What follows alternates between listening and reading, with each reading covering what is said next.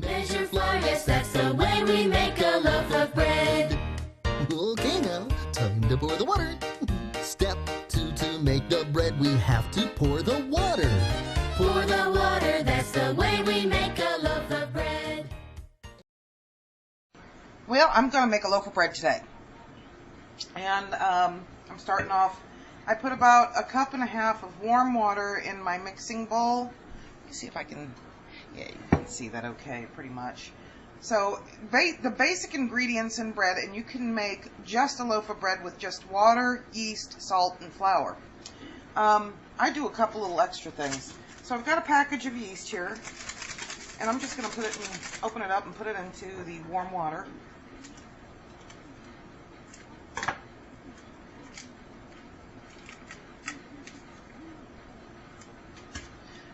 And then, I forgot to use a little spoon. And then I always put a little bit of sugar. This is just a teaspoon. Calls for about 3 tablespoons of sugar. You know what, that's about, I have just a little less than that left in here, so I'll just go ahead and put that in there. My handy dandy magic wand, kitchen wand, my wooden spoon. And I really believe it's my kitchen wand, because when I am in my kitchen, magic happens.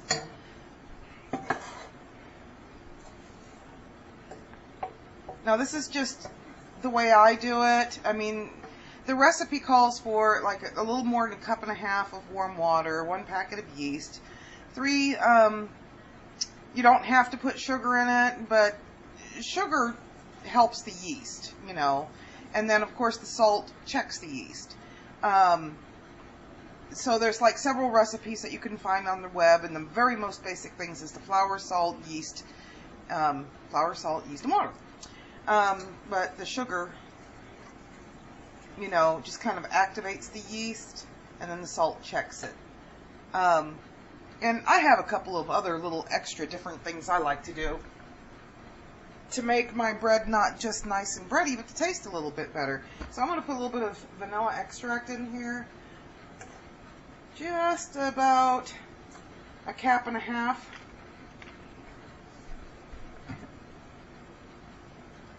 And you really don't have to wait. And I've measured out about 4 cups of flour. Now I may add more to it if it's too sticky, or I may end up having to add more water if it's not sticky enough. But I'll show you the consistency. Oh, you know what? Let me put my little bit of salt in there first. Just a little bit of sea salt. About, just under about half a teaspoon. I don't know why I brought that out for.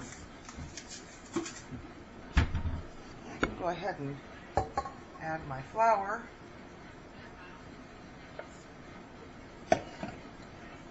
Make sure your hands are washed and cleaned. I like to use like antibacterial hand soap, and in some instances I'll use the dish soap if it's got like bleach in it or whatever. Now see, this is too much flour. It's just way too sticky, so I'm going to add just a little bit more warm water. Cupful here.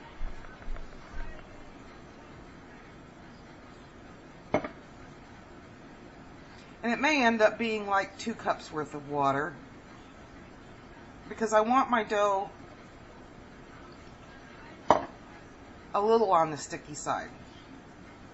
And really, we're not going to overwork it right now. We're just kind of mixing all the ingredients. Yeah. I want it a bit sticky, but not too sticky. You know, where it just kind of hangs onto the sides, but just pretty much stays in one ball. And I'll show you the consistency.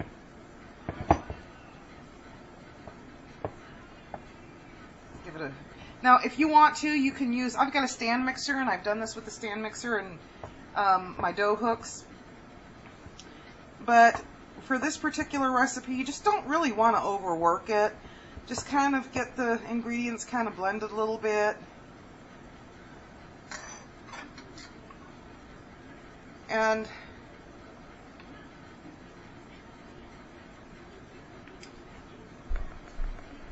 just want to, let me get a plate here.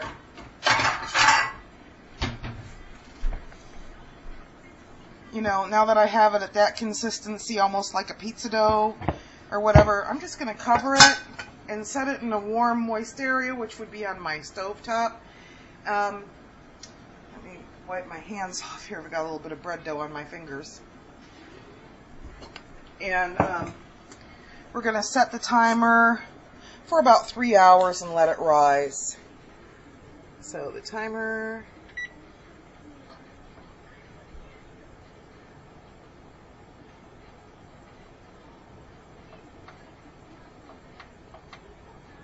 There. And in 3 hours, I'll be back.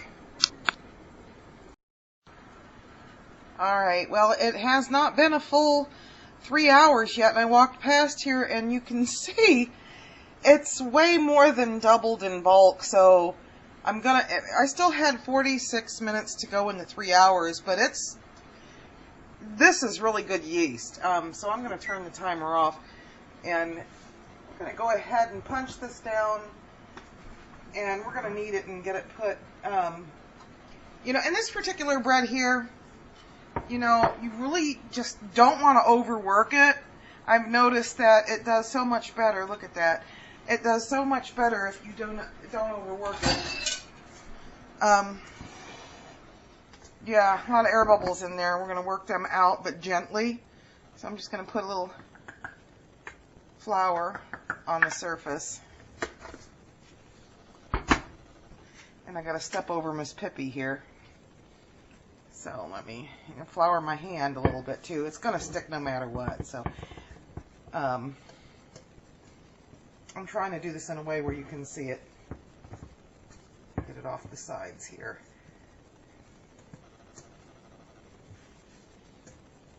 And just pour it out.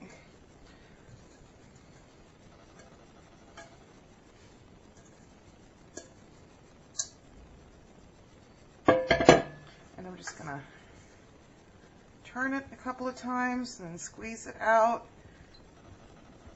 You can hear the little air bubbles in there as you press it down. Fold, fold, and over. Put my flour back up there. It's landing on Pip's head. Okay. And you're using the butt, you know, the balls of your hand. That don't sound right. You know, the bottom part of your palm. Just to, you know, you want to get the air bubbles out, and then I fold it in threes and over. And we're going to do one more time. It's about 3 times, and just kneading it lightly. And then fold it again, over, and then I'm just going to form kind of like a round loaf.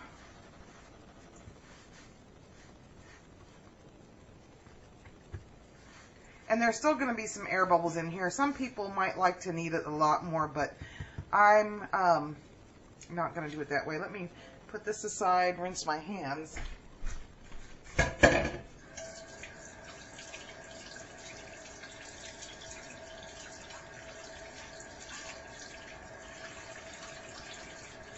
Yeah, I've got bread dough. It sticks pretty good. Okay, so doesn't even look like you can see it. There it is. Anyway, I need to turn this around because, and you can see I have had the camera sitting on that pot so that I could get it at a right angle. But anyway, here's the loaf. See if you can see that. Yeah. Well, you will. Now I'm going to preheat the oven at about 375 to 400. Then I have a Dutch oven here. You can see this. I'm just going to kind of give it a coating on the inside with some cooking spray.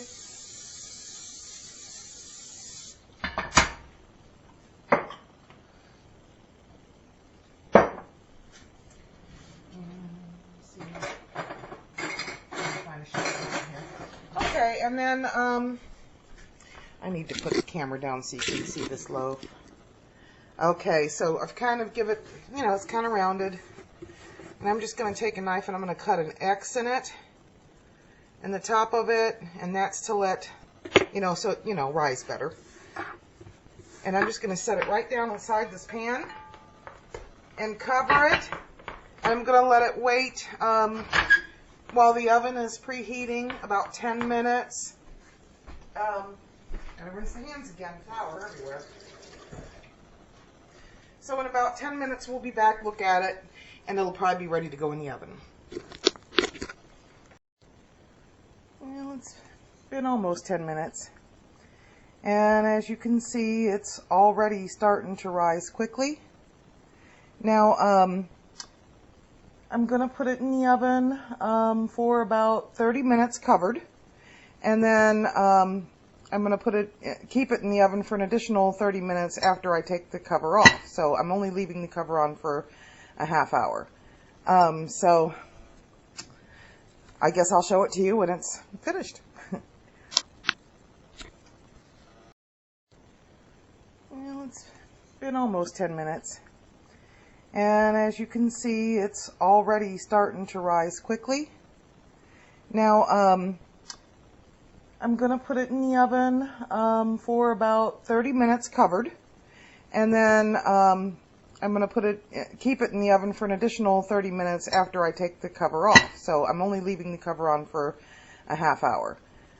So I guess I'll show it to you when it's finished.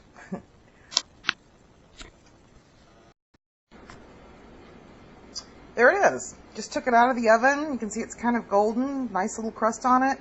And to know also, you know, kind of give it a tap, and you can hear the, you know, it kind of sounds hollow, and that's a good sound. The whole house smells wonderful. I love the smell of fresh bread. And so here in a little bit, I'll be serving it with the lasagna, and you'll see, you know, the finished result being eaten then. Too hot right now. So, okay. Measure flour, yes, that's the way we make a loaf of bread. Okay now, time to pour the water. Step 2, to make the bread we have to pour the water.